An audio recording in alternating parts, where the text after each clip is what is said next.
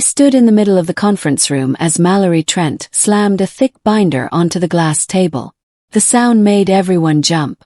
My stomach twisted into knots as I recognized that binder. It was the quarterly forecast I had stayed until midnight fixing for her.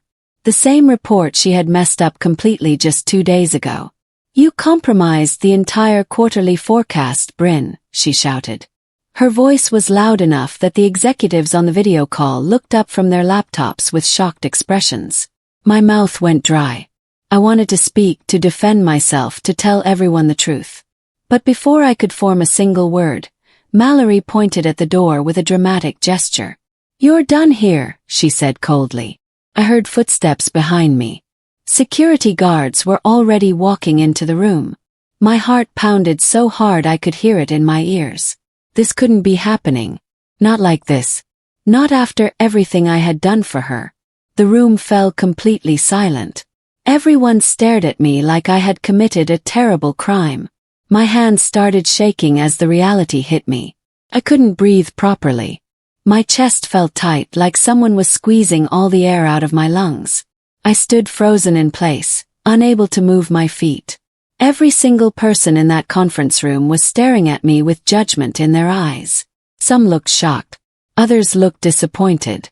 A few seemed almost satisfied, like they had been waiting for this moment.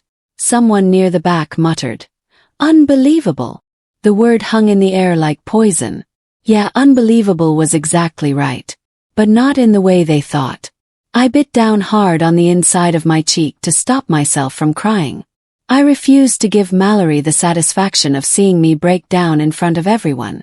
My vision blurred slightly as tears threatened to come anyway. I looked directly at Mallory. She had this perfect, smug smile on her face, like she had just won the biggest prize of her life. The betrayal hit me harder than anything I had ever felt before. This woman had pretended to be my mentor. She had told me she was preparing me for promotion. And now she was destroying me to save herself. The security guards touched my elbow gently, urging me to move. I walked out of that conference room on shaky legs. Past my coworkers who quickly looked away when I made eye contact.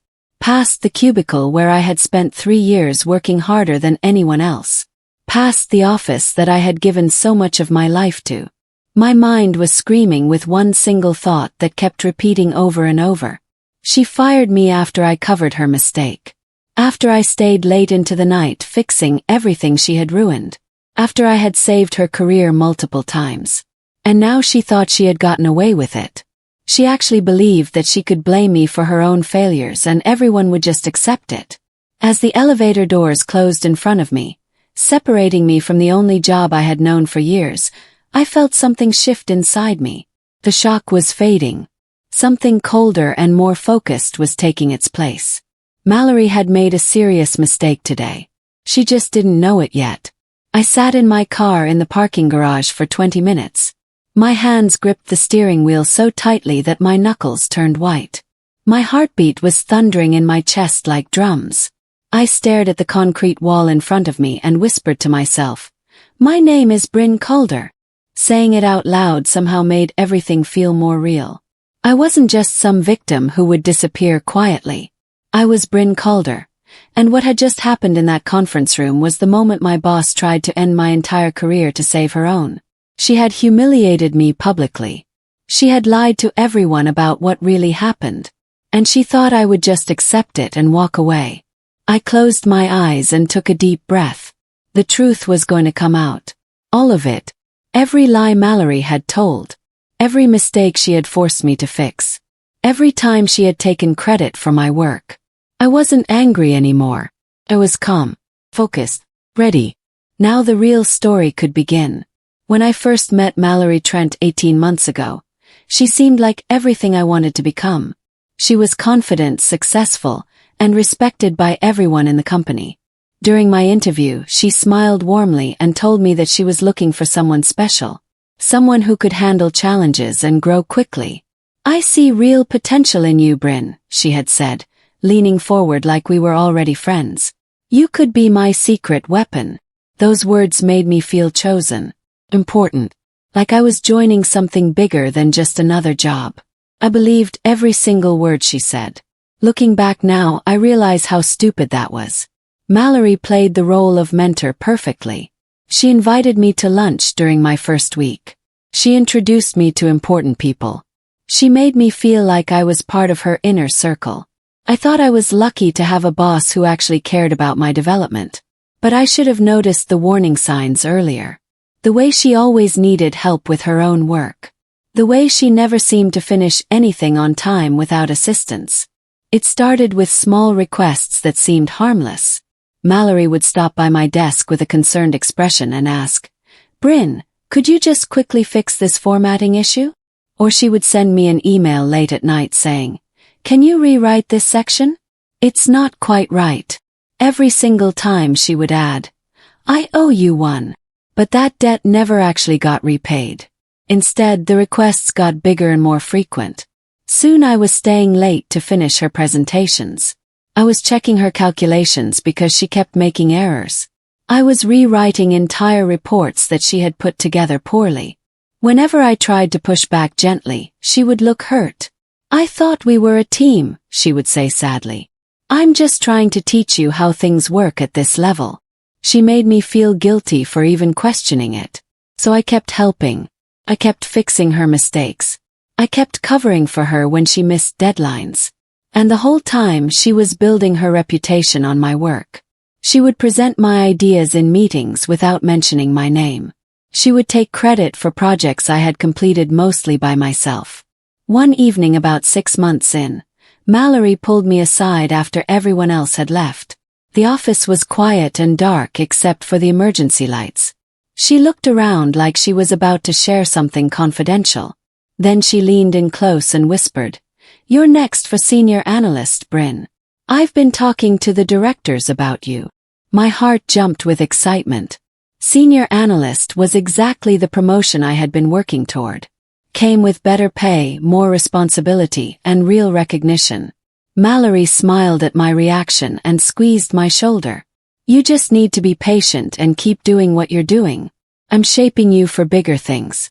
Trust me." I can still hear her voice saying those words. They kept me motivated through countless late nights. Through weekends spent working on her projects. Through moments when I felt exhausted and underappreciated. That promotion promise was like a golden carrot dangling in front of me. And I chased it desperately. I let that promise keep me chained to Mallory's desk, fixing her problems and making her look good. I never questioned whether she actually had the power or intention to promote me. Then came the night that changed absolutely everything. It was a Thursday evening, and I was packing up my desk to finally go home at a reasonable hour. Suddenly Mallory burst through the office doors at exactly 6:45. Her face was pale and her hands were shaking slightly. She rushed straight to my workspace and looked around frantically to make sure nobody else was nearby. "Bryn, I need your help," she whispered urgently. "I submitted the wrong forecast to the board. If they see the errors tomorrow morning during their review, I'm completely done. My career is over." She stared at me with desperate eyes, waiting for me to respond. But she already knew what my answer would be. She had trained me too well. I couldn't say no to her. "What do you need?" I asked, even though I already felt exhausted. Mallory exhaled with relief and quickly explained. She had confused 2 different datasets and mixed up the quarterly projections for 3 major clients. The numbers were completely wrong. The recommendations made no sense. If the board saw that report, they would question everything about her competence. She needed me to fix it before the morning meeting. All of it. I worked past midnight that night. Long after Mallory had gone home to get rest for her big board presentation. I sat alone in the empty office with my laptop screen glowing in the darkness.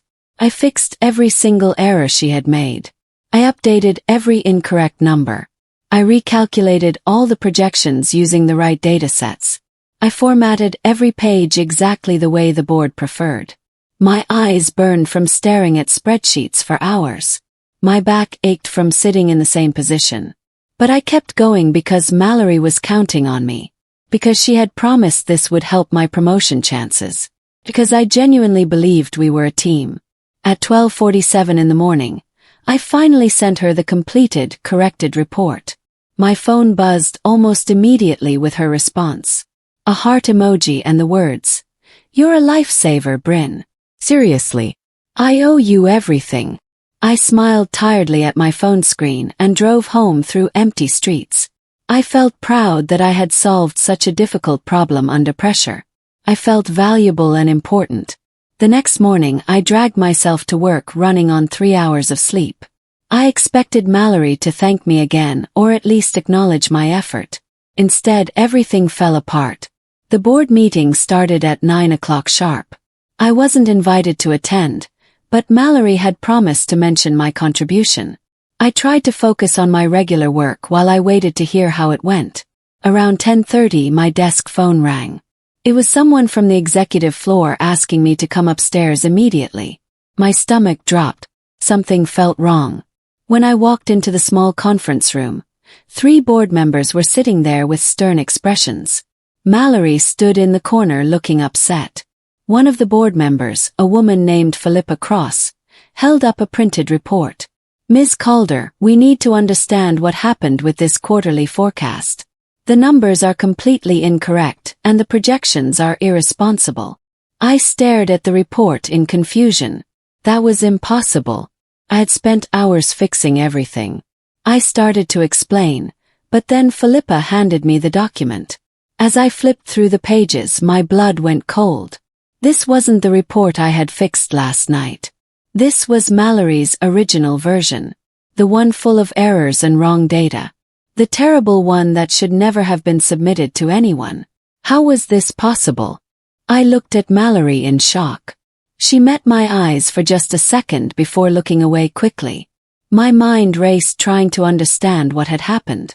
Philippa cleared her throat and said, "Miss Trent has informed us that you prepared this forecast. Is that correct?" I felt trapped.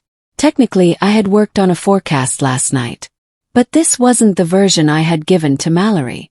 "I submitted a corrected version," I said carefully. "This isn't the report I sent last night." Mallory finally spoke up, and her voice was sad and disappointed. "Bryn, I don't know what happened, but the file you sent me last night is the one I submitted to the board. Maybe you attached the wrong version by mistake." She sounded so sincere, so concerned. Like she genuinely believed I had made an honest error. The board members looked at me with suspicion now. One of them said, "These kinds of mistakes are serious, Ms. Calder. We'll need to investigate this further." I left that meeting feeling sick and confused. I knew something was wrong. Mallory had somehow swapped the reports. But I couldn't prove it. Not yet. I went straight to my desk and started searching for evidence. I pulled up the file directory on the shared company drive where all our reports were stored. I searched for the corrected forecast I had sent to Mallory. My heart sank when I saw that it was gone. Completely deleted. But the original, incorrect version was still there with Mallory's name on it. She had deleted my corrected report from the system. I felt a chill run down my spine. This wasn't an accident or a misunderstanding. Mallory had deliberately set me up to take the blame for her mistake. She had asked me to fix her error, then deleted the proof that I had done so, and submitted her original version to make it look like I was the one who failed. It was calculated and cruel, but she had forgotten something important. I clicked on the file history and activity logs. The system tracked every action taken on shared documents. It showed who uploaded files, who deleted them, and when every change happened. And there it was. Clear evidence that Mallory had deleted my corrected report at 7:30 this morning, just before the board meeting. Her name and timestamp were all over the deletion logs. She had made a mistake. She had left a trail. The very next morning, I received an email asking me to attend an emergency meeting.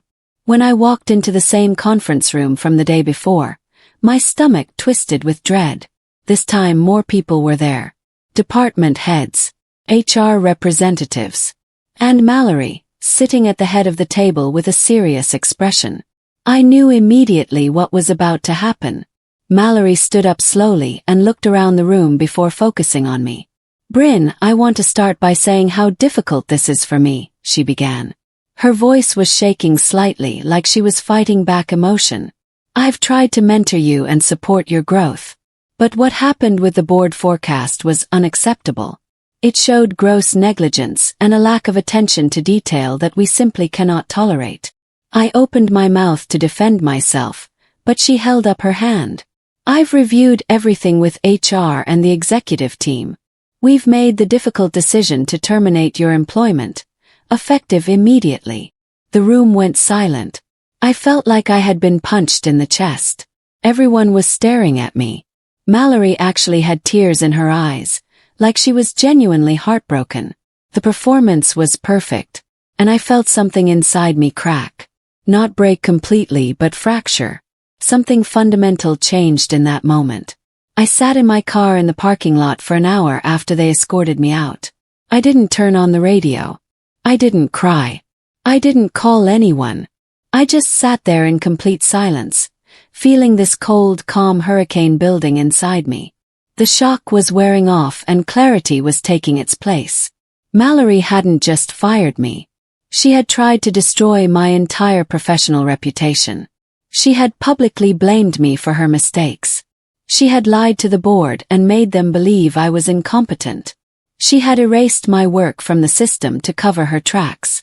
She wanted me gone and wanted everyone to think I deserved it. She wanted to ruin any chance I had of finding another job in this industry. This was deliberate character assassination. I thought about all the late nights I had worked for her. All the times I had covered her mistakes and made her look good. All the credit she had stolen from me. And now this was how she repaid that loyalty. By making me the scapegoat for her own failures. I started my car and drove home slowly. By the time I pulled into my driveway, I had made a decision. If Mallory wanted to play this game, then she would get the truth. All of it. And it would be her downfall, not mine. I spent that entire evening gathering every piece of evidence I could find. I went through my personal email account and found dozens of messages from Mallory asking me to fix her work. I had screenshots of late-night text messages where she begged me to correct her errors before deadlines. I had saved copies of several reports where I could prove the writing was mine, not hers.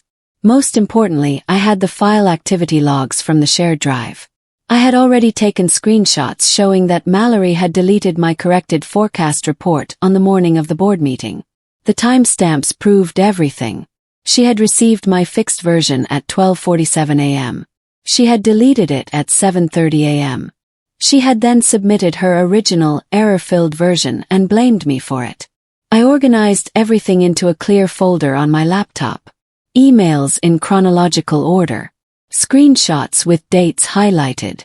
The deletion logs with Mallory's name circled. I didn't add any angry commentary or accusations. I didn't need to. The facts spoke for themselves. The evidence was overwhelming. My hands finally stopped shaking as I looked at the complete picture. I wasn't powerless. Not even close. I had everything I needed to expose exactly what Mallory had done. I opened my laptop and started writing an email to the board's compliance officer, a man named Theodore Walsh. I had never contacted him directly before, but I knew his role was to investigate potential misconduct within the company. I kept my tone professional and emotionless. No anger. No accusations. Just a straightforward presentation of facts. "Dear Mr. Walsh," I wrote. "I am writing to bring to your attention a serious matter regarding my recent termination. I have discovered evidence that suggests the situation was misrepresented to company leadership. I have attached documentation that I believe warrants a formal investigation." I spent an hour carefully attaching every piece of evidence. The emails, the screenshots, the deletion logs, the original report I had sent to Mallory with the timestamp clearly visible. Before I hit send, I read through everything one more time.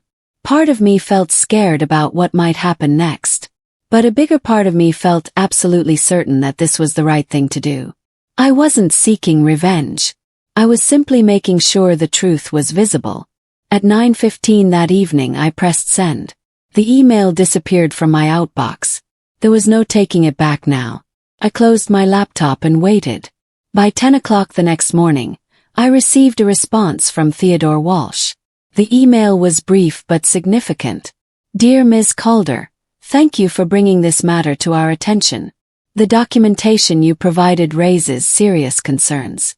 We will be opening an internal investigation immediately. Someone from our team will contact you within 48 hours to schedule a formal interview. Please keep this matter confidential while we conduct our review. I read the email 3 times, feeling something like hope beginning to grow. They were taking it seriously. They were investigating. At the office, which I imagined so clearly in my mind, Mallory was probably having a normal day. She probably felt relieved that I was gone. She probably thought everything would go back to normal now that she had eliminated the person who knew too much about her incompetence. But something had shifted in her world, even if she didn't know it yet. Compliance investigations didn't happen quietly. People would be asking questions, reviewing files, looking at records. Eventually Mallory would feel the change. She would notice people whispering. She would see the careful way colleagues started treating her. The investigation was beginning, and it would uncover everything she had tried so hard to hide. 3 days after I sent my email to Theodore Walsh, I received a message from Mallory herself. I stared at my phone in surprise when I saw her name pop up. She had never contacted me personally after firing me. For a moment I considered not opening it. But curiosity won. The email was short and cold. Bryn, I've been made aware that you've made certain allegations. I strongly advise you to reconsider this course of action. You're making a serious mistake that could harm your future career prospects. I read it twice and then actually laughed out loud. There was no apology. No attempt to explain or justify what she had done. Just a threat. She was scared. She knew the investigation was happening and she was trying to intimidate me into backing down. The email proved something important. Mallory was panicking. If she truly believed she had done nothing wrong, she wouldn't be reaching out to threaten me. I didn't respond to her email. There was nothing to say. I had already given all my evidence to the compliance office.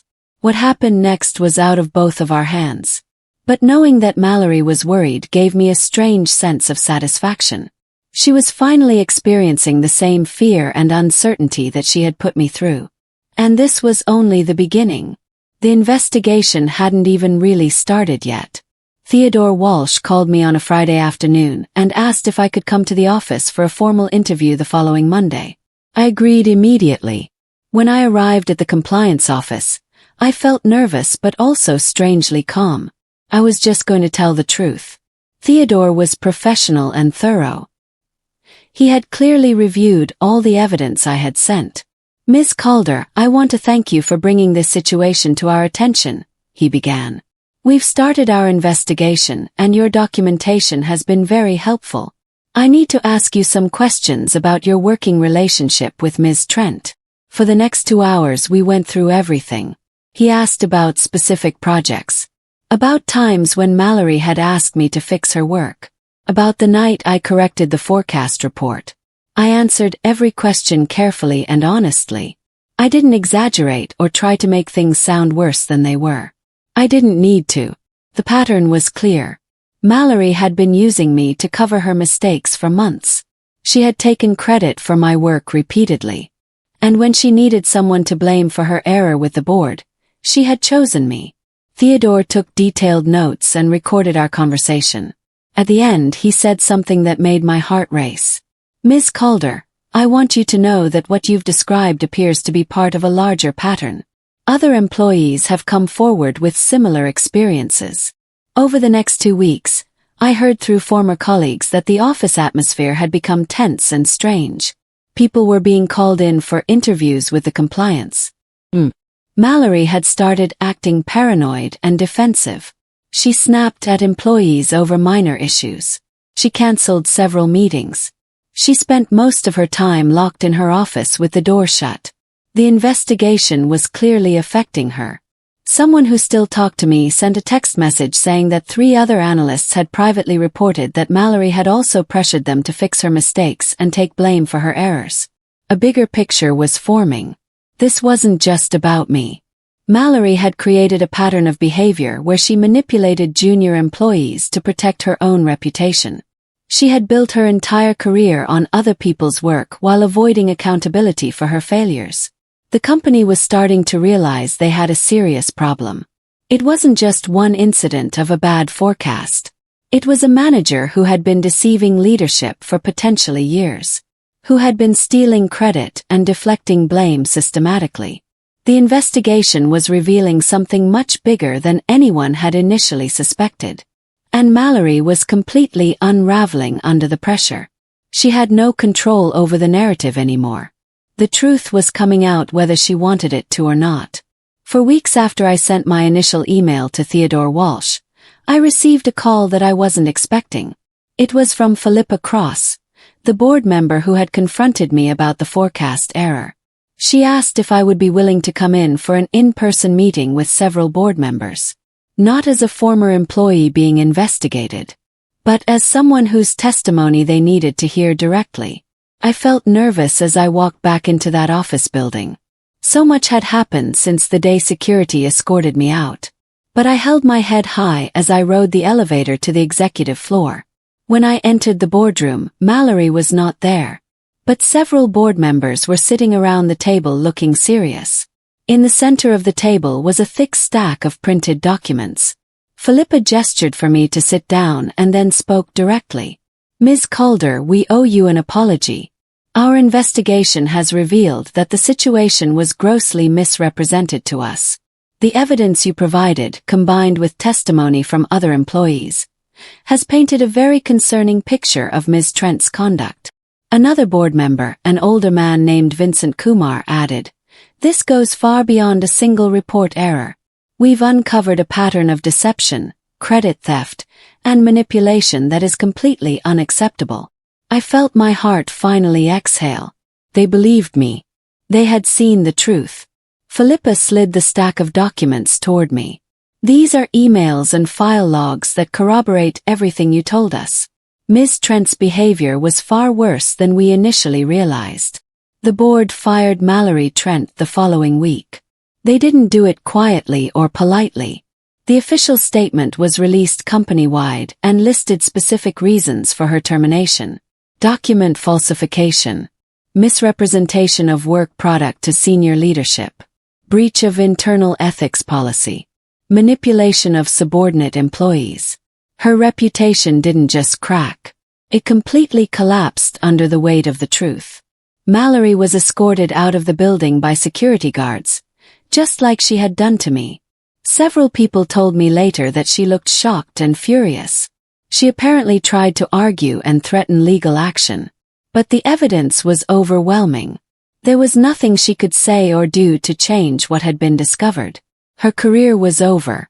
Not because of some petty revenge plot, but because her own actions had finally caught up with her. I felt a strange mix of emotions when I heard the news. Relief, certainly. Vindication, absolutely. But also a kind of sadness. Mallory had been talented once. She could have been successful on her own merit. But she had chosen to build her career on lies and manipulation instead. And that choice had destroyed her. The same door she had walked me through in humiliation was now her own exit. The poetic justice of it wasn't lost on anyone who knew the full story. 2 weeks after Mallory's termination, I received an unexpected phone call. It was from a woman named Octavia Barnes who worked at a competing firm called Westbridge Analytics. She explained that she had heard about the investigation at my former company through industry connections. Word traveled fast in our field, especially when it involved major ethics violations. "Ms. Calder, I was very impressed by how you handled this situation," Octavia said. "The way you documented everything and pursued the truth professionally shows exactly the kind of integrity we value at Westbridge. I'd like to discuss a potential opportunity with our team." My heart jumped. I had been worried that being fired, even wrongfully, might make it difficult to find another job. But instead, the truth coming out had actually enhanced my reputation. We set up a meeting for the following week. When I visited the Westbridge office, I was immediately struck by how different the culture felt. People seemed genuinely collaborative. The leadership team I met with asked thoughtful questions about my experience and skills, not just about the scandal.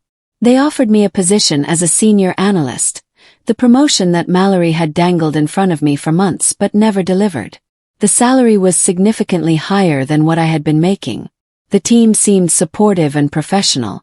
I accepted the offer without hesitation. My first day at Westbridge Analytics felt surreal. I walked into a bright, modern office with floor-to-ceiling windows overlooking the city. I had my own workspace with actual privacy. My new manager, a thoughtful woman named Petra Hughes, welcomed me warmly and introduced me to the team. Nobody treated me like I was damaged goods or a troublemaker. They treated me like a professional who had done the right thing in a difficult situation. Over the next few months, I threw myself into my new role. I worked on challenging projects with colleagues who actually collaborated instead of competing. I received credit for my contributions. When I stayed late to help with a deadline, my manager noticed and thanked me publicly. The promotion I had earned came with real responsibility and respect, not empty promises. I was building something genuine. One afternoon, Petra called me into her office and told me that Westbridge was expanding the analytics department. She wanted me to help lead the growth and mentor new analysts. It was exactly the kind of opportunity Mallory had claimed she was preparing me for. Except this time it was real. I walked into my new office, larger and brighter than before, and felt genuine pride. Not because I had destroyed Mallory, but because I had refused to let her destroy me. Several months later, I drove past my old office building on the way to a client meeting. I didn't slow down or feel any urge to look up at the windows. That chapter of my life was completely closed. I had heard through former colleagues that the company had struggled after Mallory's termination. Several major clients had left. Morale was reportedly terrible. They were still trying to recover from the damage her deception had caused. I didn't feel satisfaction at their struggles. I just felt glad that I wasn't part of that mess anymore. Mallory had lost everything because she had handed all her lies to me and assumed I would carry them forever. She thought I would accept the blame quietly and disappear. She was wrong. I had simply put those lies down right where the board could see them clearly. And then I had walked away lighter and freer than I had been in years. Sometimes the best revenge isn't elaborate or cruel. It's just refusing to hold someone else's lies for them. It's choosing truth over convenience. It's having enough self-respect to demand accountability. Mallory had tried to destroy me to save herself.